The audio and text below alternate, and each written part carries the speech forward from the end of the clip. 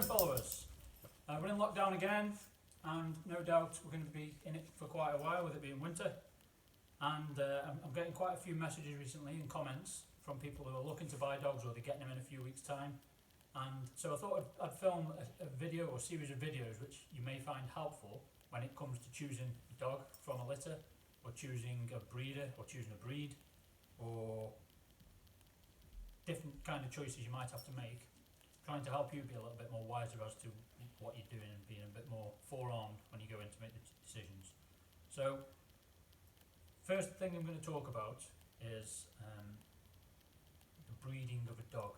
So, regardless of what breed you want, let's talk about how the dog came about in the first place. So, the two dogs I've got are working Cocker Spaniels, and the UK or English Kennel Club have loads of different dogs registered with them, loads of different breeds registered with them, and as part of that registration process, each breed has what they call a breed standard.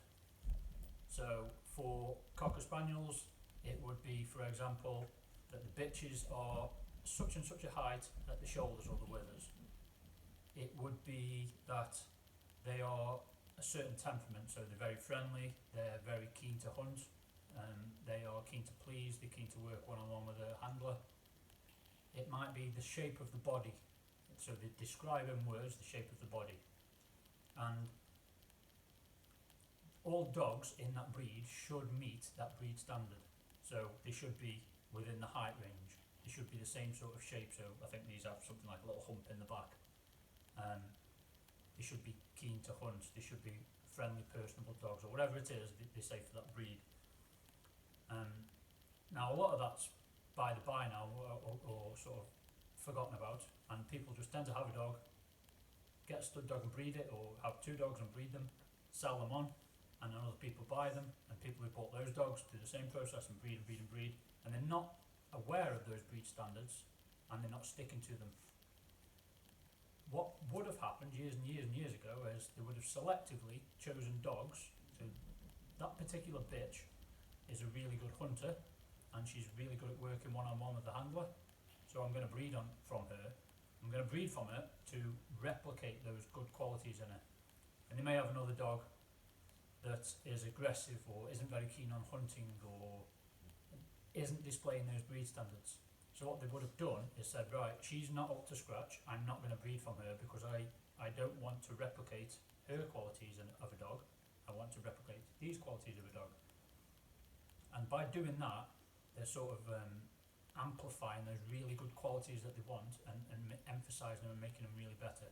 Whereas if they were just breeding from any old dog, they are diluting those standards and the qualities. So you might get working dogs by name that aren't very good at working, or you might get herding dogs, like sheep dogs, that aren't very good at herding or are scared of sheep or something, by not breeding them well, not selectively breeding them. So down the line years ago, dogs were selectively bred for their really good qualities in order to emphasise the good qualities. That's why these working dogs are so good at what they do. That's why protection dogs are so good at what they do. That's why herding pastoral dogs are so good at what they do, because they've been bred for those good qualities. And one way of making sure that a dog meets those qualities is by showing them. So the Kennel Club over here in the UK has crufts, and what they do is they judge dogs based on those breed standards to see which dog conforms to those breed standards the best, the closest, and then they'll decide that that's the winner, or the champion, or whatever they do. And from there, they award dogs. You've all seen dogs and with rosettes, and same in all things. Animals of all descriptions have them. Horses have them, bulls have them, cows have them, sheep have them, and it's a way of keeping good pedigree lines going. So once a dog's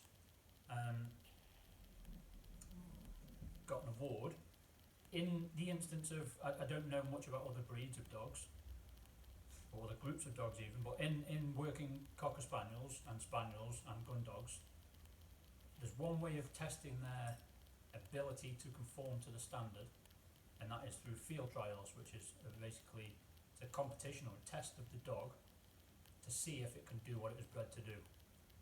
And once a dog can prove that it's bred, once a dog can prove that it can do what it's bred for in different tests and trials and competitions, it is then awarded different titles. So you can have, it can be a competition winner, or it can be a trial winner, and the more and more they win, if they win a certain amount, they then go on to become field trial champions. And then so when you're selecting a dog like these two with as spaniels, if the kennel club registered, they're going to, or if the parents are kennel club registered, the breeder is more than likely going to register them with the kennel club, and it will then come with something called a pedigree. Now, a pedigree can mean different things, so I'm going to do a different video about that in a minute, and I'm going to put them all together in a series on a playlist on YouTube. But that brings up the next conversation that people have. If you talk to your friend about having a new dog, you go, oh, was it a pedigree, or what's its pedigree, or you don't need a pedigree, or wherever it may be. So I'm going to do a video based on pedigree. So that was the first one, talking about breed standards, and that's basically the standard that that dog in that breed should live up to. And a good breeder will only selectively choose dogs that do meet that breed standard and breed from them to replicate the good genes. And what you want to avoid doing is breeding from a dog that doesn't meet the breed standards, because that way you are diluting the skills and the abilities and the strength in that dog to conform to the breed standard. So I hope I haven't waffled on too much there. I'm sure I have, and wife always constantly tells me I do. I'm going to film a few more, put them all together, and we've got a playlist. Hopefully you can choose a dog that will be happy with you and you'll be happy with it.